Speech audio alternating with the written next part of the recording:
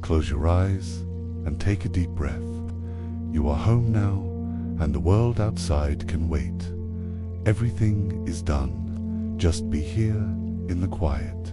Welcome to Z in History. Tonight, we are going to travel back to the year 1800, stepping into the thick, freezing fog of London. We are going to follow the precise, methodical journey of a man named Arthur.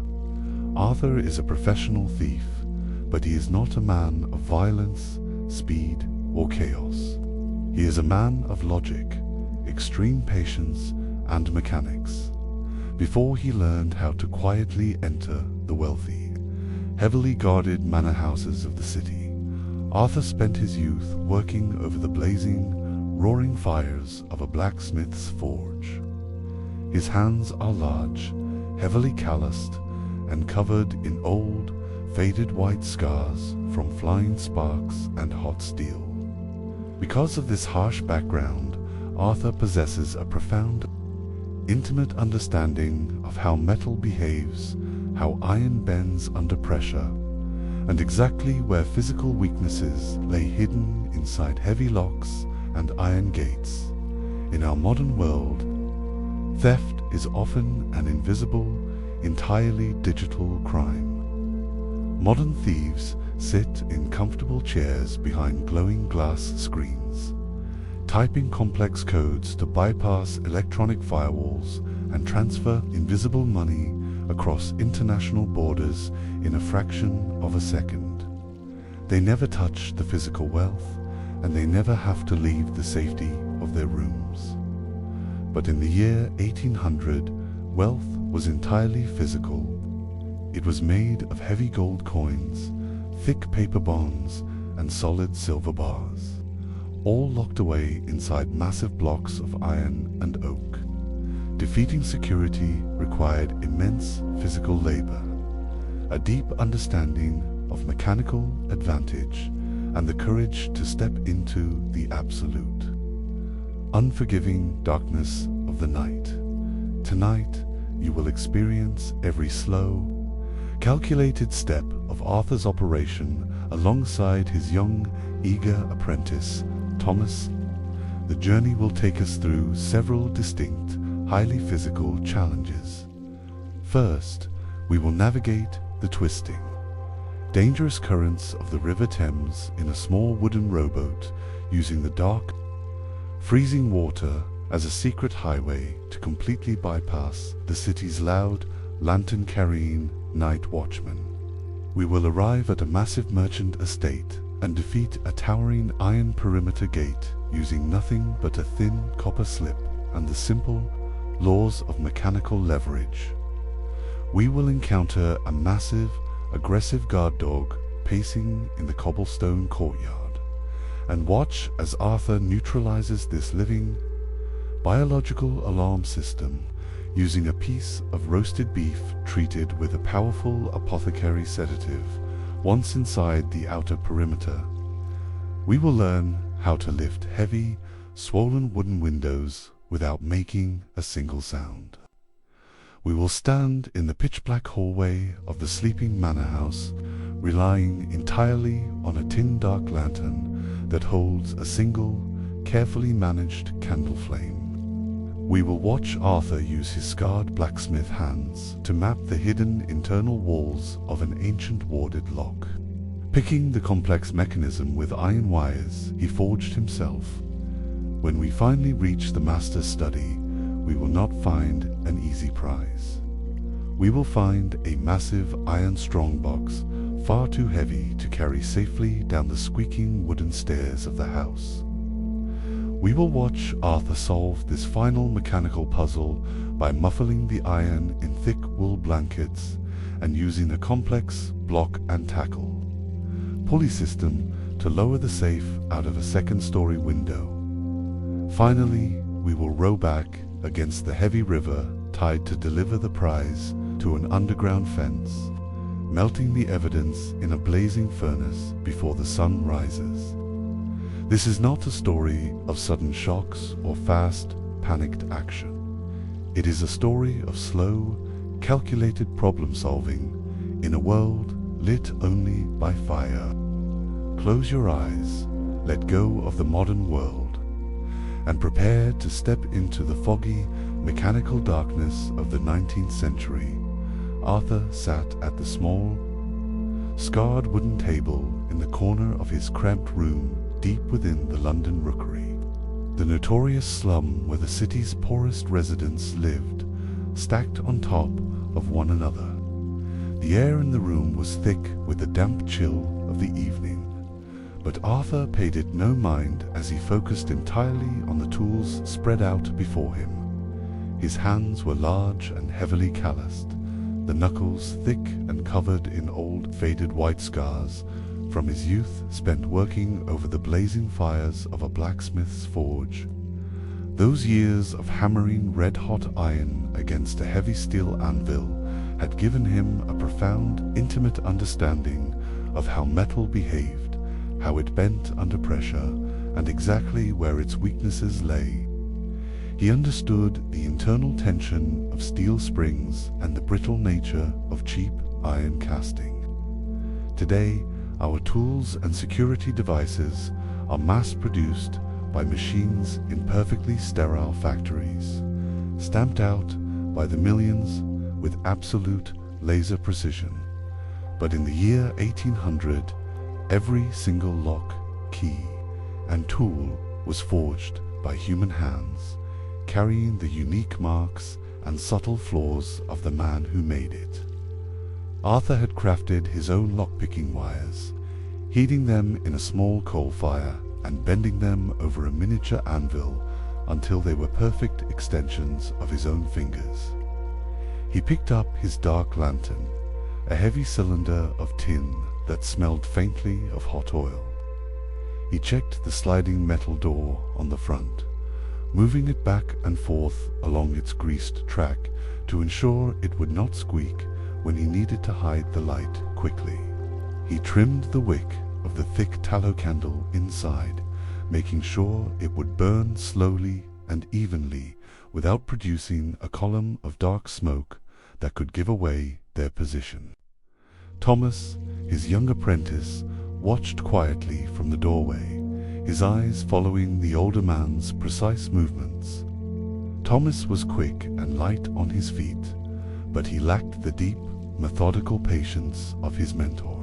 Arthur was trying to teach the boy that a truly successful burglary was never about speed or violence, but about applying calm, logical solutions to physical problems. Arthur handed Thomas a thick roll of oiled leather containing their tension wrenches and thin copper slips, nodding silently to signal that the preparation was finally complete. Arthur blew out the small oil lamp on his table, plunging the small room into total darkness. He stood up slowly, his heavy joints popping slightly in the cold, damp air, and stepped out into the foggy London night to begin the operation. The streets of London were swallowed by a thick, heavy fog that rolled in off the River Thames, turning the city into a maze of grey shadows and damp cobblestones. Arthur and Thomas walked side by side, their heavy boots wrapped in layers of soft rags to completely muffle the sound of their footsteps on the wet stones. They navigated the twisting alleyways by memory and by the faint, foul smell of the river water pulling them toward the docks. Today, we navigate our world using global positioning satellites, staring down at glowing glass screens that pinpoint our exact location on a digital map with absolute certainty. We walk under the harsh glare of halogen floodlights that turn the night into a bright, artificial day. But in the year 1800, navigation in the dark was a physical skill relying entirely on the gentle slope of the ground, the direction of the cold wind, and the counting of intersections. Arthur moved with absolute confidence, guiding Thomas through the dark without speaking a single word. They reached the edge of the river, where a small, flat-bottomed wooden rowboat was tied securely to an iron ring driven deep into the stone wall. Thomas carefully untied the thick hemp rope, pulling the small boat flush against the stone steps. Arthur stepped down into the boat, his weight causing the old wood to creak softly against the dark water. Thomas followed, taking his place on the wooden bench at the front of the boat and picking up the long, heavy wooden oars. They needed to travel up the river to reach the wealthy merchant houses on the other side of the city, avoiding the main roads where the night watchmen patrolled with their loud wooden rattles and bright lanterns. Thomas dipped the wooden blades into the dark, freezing water of the Thames, pulling back with a smooth, even stroke that propelled them silently into the thick grey fog. Arthur sat in the back of the boat, holding the dark lantern under his heavy coat to hide the warmth of the candle, his eyes scanning the impenetrable mist for the dark outlines of merchant ships and bridge pillars. The river was their secret highway, a silent path of moving water that would carry them directly to their target. The small wooden rowboat bumped gently against a set of private stone stairs leading up from the riverbank, arriving at the rear edge of a massive merchant estate. Arthur tied the boat securely to a rusted iron post, ensuring the knot was tight enough to hold against the changing tide of the river. They climbed the wet stone steps, moving like ghosts through the thick fog until they reached the heavy iron gate that separated the private gardens from the riverfront. The gate was incredibly tall, constructed of thick iron bars that had been painted black to protect them from the damp river air. Today, high-end perimeter security is managed by electronic access control panels, requiring a digitally encrypted radio signal from a plastic keycard to disengage a magnetic lock.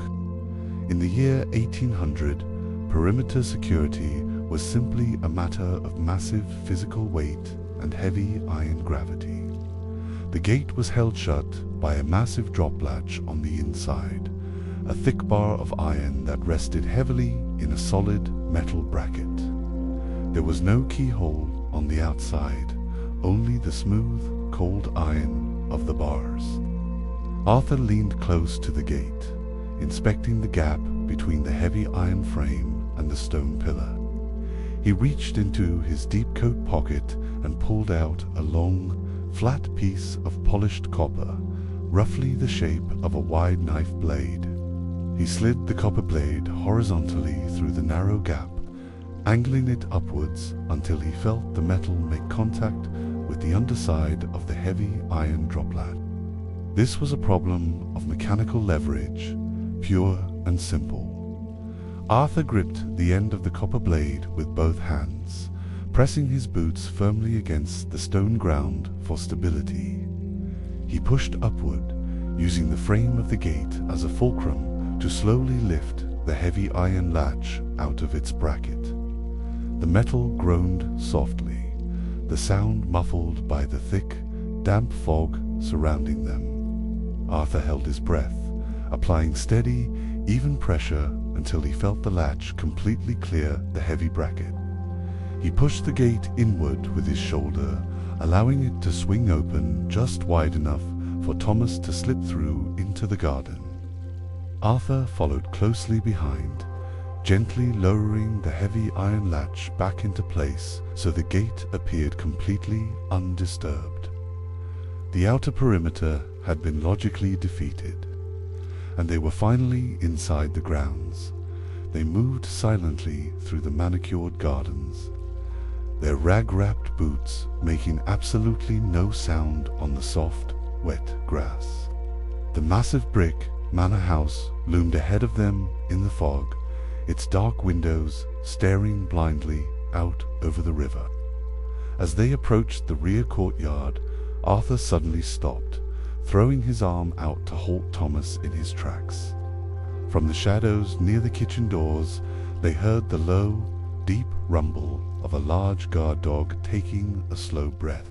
Today, securing a courtyard involves installing infrared motion sensors and high-definition cameras that trigger silence.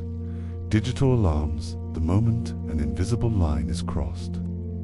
In the year 1800, the most reliable and common alarm system was a living, breathing animal, bred for size and aggression, trained to bark loudly at the first scent of a stranger. Arthur understood animals just as well as he understood iron. A dog was simply a different kind of system, one driven by instinct, hunger, and smell rather than springs and levers. If the dog barked, the entire house would wake, and the operation would be completely ruined.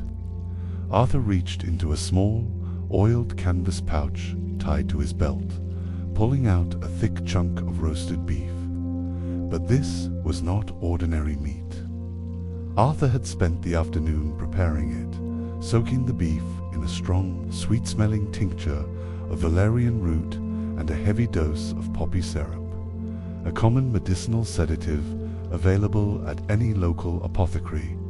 He held the meat in his gloved hand, stepping slowly out from the cover of the garden bushes so the dog could see his silhouette in the fog. The large mastiff stood up, the chain around its thick neck clinking softly against the cobblestones. The dog opened its jaw to release a deafening bark, but Arthur tossed the heavy chunk of meat directly onto the stones in front of the animal. The rich smell of the roasted beef instantly overpowered the dog's instinct to guard. The mastiff sniffed the meat, its tail giving a slight, uncertain wag before snapping it up and swallowing it whole. Arthur stepped back into the shadows, pulling Thomas down behind a low stone wall.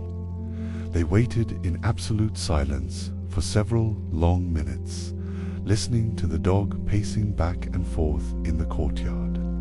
Slowly, the heavy footsteps became irregular and sluggish.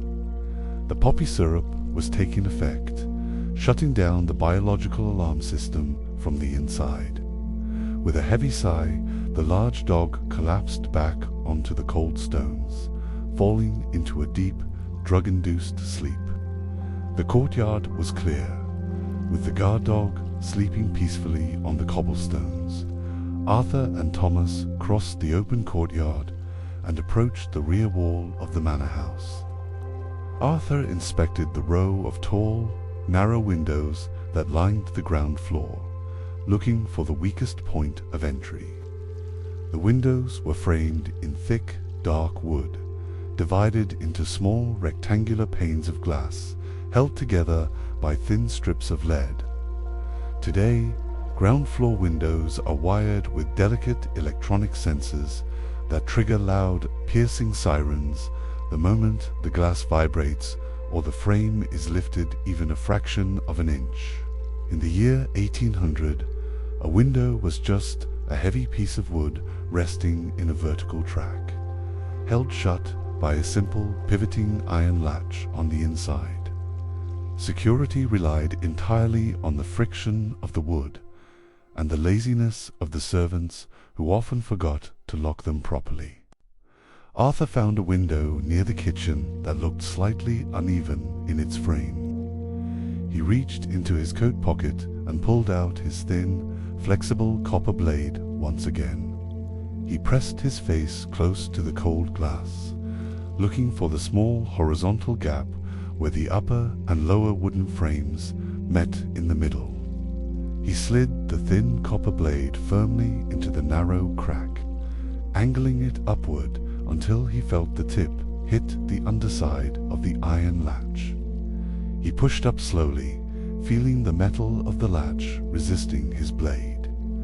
The latch groaned softly, a tiny squeak of iron moving against iron, before popping free and pivoting backward. The window was unlocked. Now came the heavy physical work. Arthur placed both of his gloved hands flat against the bottom wooden frame. The window was old, and the heavy oak had swelled slightly from the damp London air, making it incredibly tight in its vertical tracks. Arthur pushed upward with his legs and shoulders, using his whole body to lift the heavy wooden sash. The window slid up slowly, inch by painful inch, the wood complaining slightly as it scraped against the frame. He pushed it up high enough for a man to climb through, creating a large, dark opening into the silent house. Thomas moved forward instantly, placing his hands on the wooden sill and lifting himself smoothly over the frame, dropping silently onto the floor inside. Arthur handed the dark lantern through the gap, then pulled himself up and through the window, joining his young apprentice inside the massive, sleeping manor. They stood completely still in the dark kitchen, their boots planted firmly on the cold flagstone floor. The silence inside the large house was heavy and absolute, broken only by the slow, rhythmic ticking of a large grandfather clock somewhere in the main hall. Arthur adjusted his grip on the leather pouch in his pocket, turning to Thomas and gesturing toward the main corridor. They began to walk, their movements incredibly slow and calculated, placing their feet down toe, first to avoid putting sudden pressure on the old wooden floorboards. They navigated the pitch-black house purely by feeling the smooth plaster walls with their fingertips, eventually arriving at a heavy oak door at the end of a long hallway. This was the master's private study. Arthur ran his gloved hand over the smooth panels, finding the large iron lock plate. In our modern offices, we protect sensitive rooms with electronic keypads or biometric fingerprint scanners that grant access in a fraction of a second. Back then, security meant relying on heavy warded locks. These were essentially thick iron boxes filled with intricate, solid metal walls. You could only open them if your key was cut to exactly the right shape to pass through all the metal walls without getting stuck. Arthur reached into his leather pouch, pulling out a thin, curved iron wire that he had forged himself. His scarred fingers knew exactly how the metal would respond. He pushed the wire slowly into the dark keyhole, closing his eyes and relying entirely on the physical feedback traveling through the wire into his fingertips. He felt the first metal wall inside the lock, a heavy plate blocking the path. He mapped the inside of the lock with his hands, turning the wire slightly to find the gap in the ward. He felt a second wall deep inside the lockbox, applying a tiny bit of pressure with the wire to feel the heavy spring tension pushing back against him. He realized the mechanism was complex, requiring a very specific sequence of turns to defeat. He visualized the internal iron components in his mind, drawing on his years as a blacksmith to understand the exact shape of the spring. With a slow, deliberate twist of his wrist, he guided the curved wire around the final metal ward, applying firm pressure to the internal lever. The heavy iron mechanism clicked softly, the internal spring releasing its tension.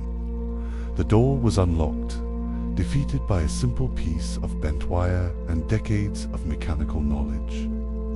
Arthur gripped the brass handle of the study door, turning it slowly and pushing the heavy oak inward. The door swung open smoothly on well-oiled hinges, allowing them to step carefully into the master's private sanctuary. The room smelled faintly of old paper, leather book bindings, and cold ash from the fireplace. Arthur turned to Thomas and whispered a command, asking him to carefully open the dark lantern just a fraction of an inch to provide a working light. Thomas pushed the sliding tin door to the right, opening it no more than a quarter of an inch to release a very thin, sharp blade of yellow candlelight.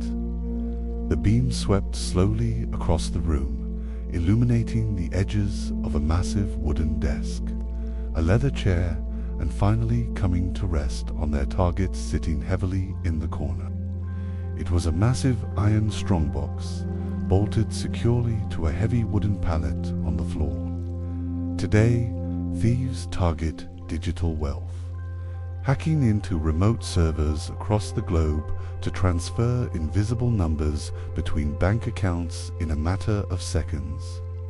They steal fortunes without ever leaving their chairs or lifting anything heavier than a plastic keyboard.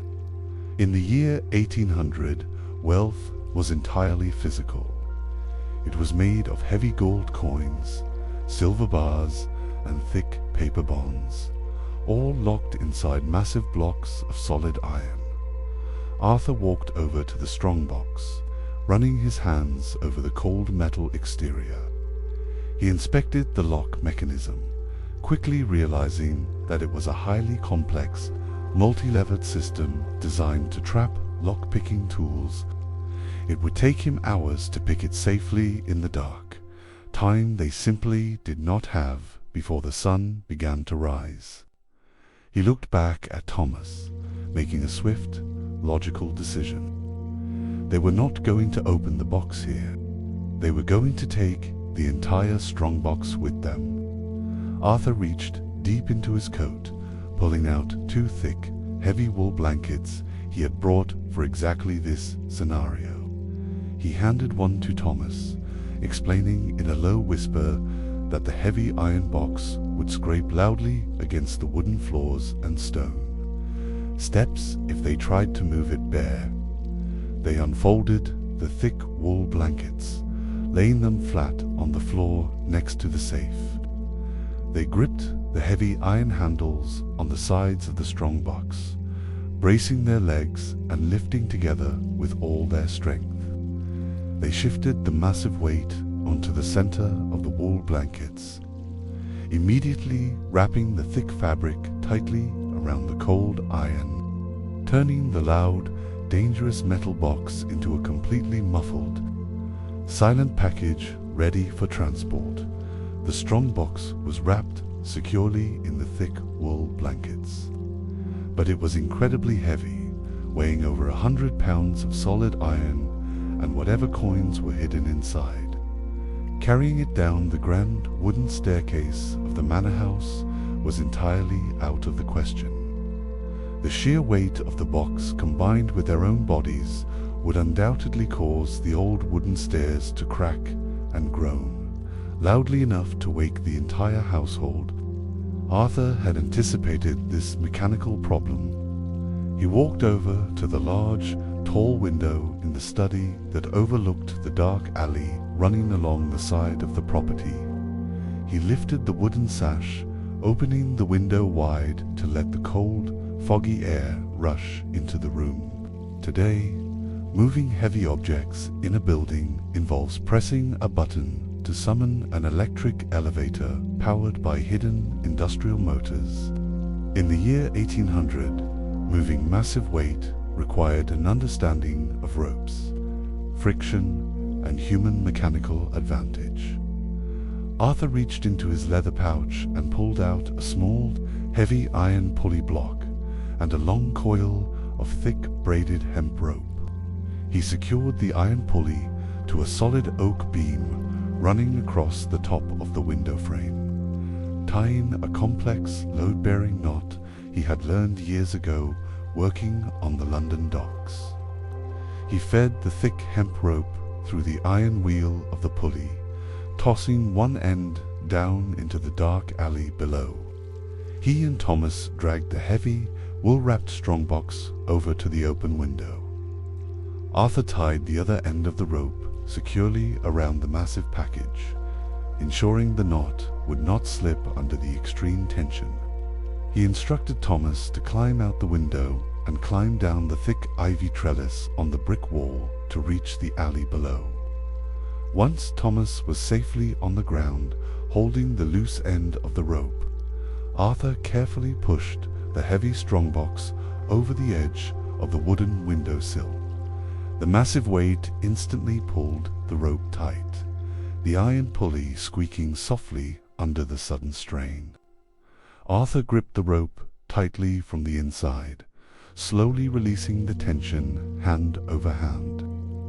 Using the mechanical advantage of the pulley to easily control the descent of the heavy iron box, the strong box lowered smoothly and silently through the thick fog, eventually coming to a soft, muffled rest on the cobblestones in the alley below, completely bypassing the dangerous wooden stairs inside the house.